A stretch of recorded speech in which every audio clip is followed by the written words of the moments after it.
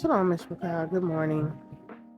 Um, so look, I wanted to tell y'all about a conversation a sister and I were having yesterday, about destiny destroying relationships. And I definitely know all about them because I was definitely in one myself. Like when something is draining you mentally, emotionally, physically, and spiritually to the point when you're losing yourself, that's not love from the Most High Yahuwah.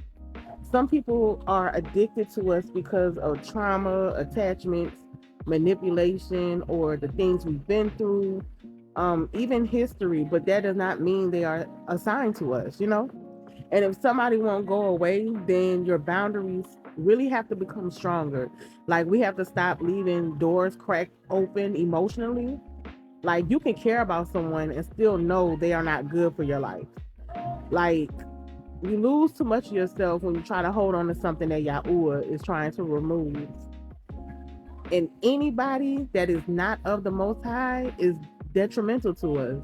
And I remember like it was yesterday when Yahuwah warned me when I was in a relationship like that.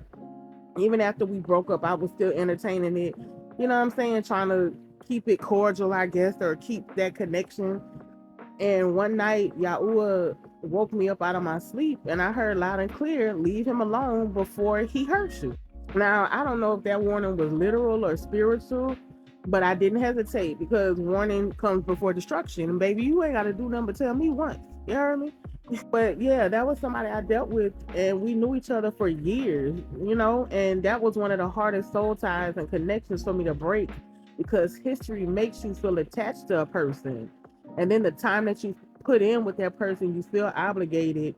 And then being familiar, that makes you feel like you're supposed to keep holding on.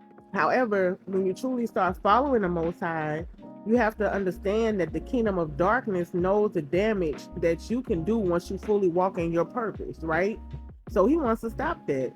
The, the enemy will absolutely send a destiny destroying distraction, infiltrators, and attachments to keep you emotionally bound, mentally drained, spiritually distracted, and out of alignment. And as women, we have to stop trying to save everybody. That's not our job. That is the job of the Most High. And sometimes we hold on to people out of guilt, attachment, pity, trauma, history, or just fear of letting go. And the whole time it becomes idolatry because we are placing that relationship above obedience. And Yahuwah hates idolatry.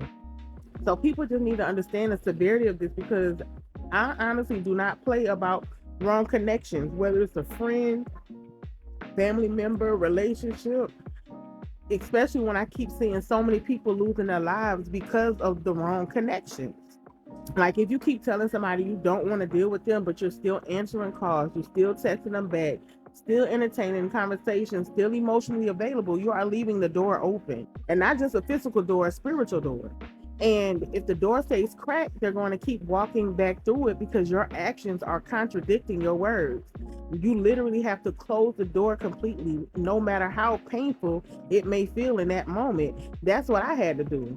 Like this man was coming around, watching me, calling me, telling me he missed me, he loved me, like all of that. And it finally got to a point where I had to check him for real and tell him stop calling me and don't contact me anymore. And since that day, he stopped. But you know why?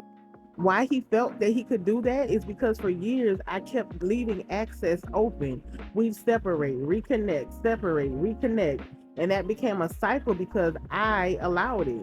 Every time I entertain it, I reinforce the pattern. And that's what many of us do. Like we'll teach people that no matter what happens, they can still have access to us. And sometimes we have to think bigger than our feelings because this stuff can affect your peace, your future, your family, your mental health, your purpose, like everything. Shoot, even your life. Some relationships are not just emotionally unhealthy, they are spiritually destructive.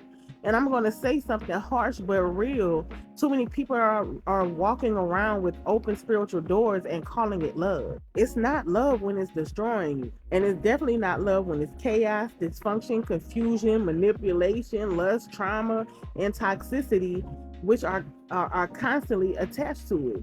At some point you have to stop romanticizing suffering and choose obedience instead, and have to realize that Yahuwah has more for his children. And that's the thing about situations like this. Like there just too many open doors.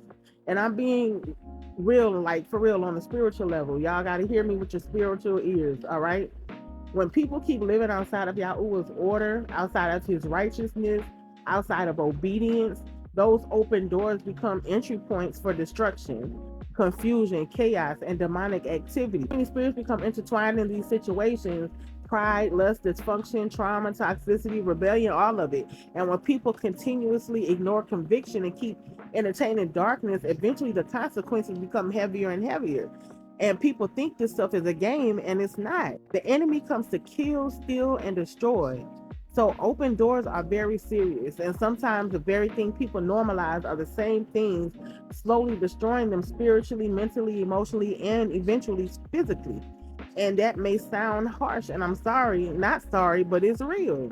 Not everything is bad luck or coincidence. Some situations are the result of prolonged disobedience, unresolved darkness, and spiritual warfare people refuse to acknowledge. And I think that if more people understood this, they would stop living so recklessly and entertaining the wrong people and stop giving people buku chances and also stop ignoring the red flags.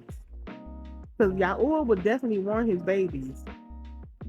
For real. Even if you're not fully submitted to him, you know what I'm saying? Or you're in that lukewarm walk or path, he always sends us warnings. And we gotta stop saying that we don't see or they change on us, whatever the case may be. He always shows us who a person is.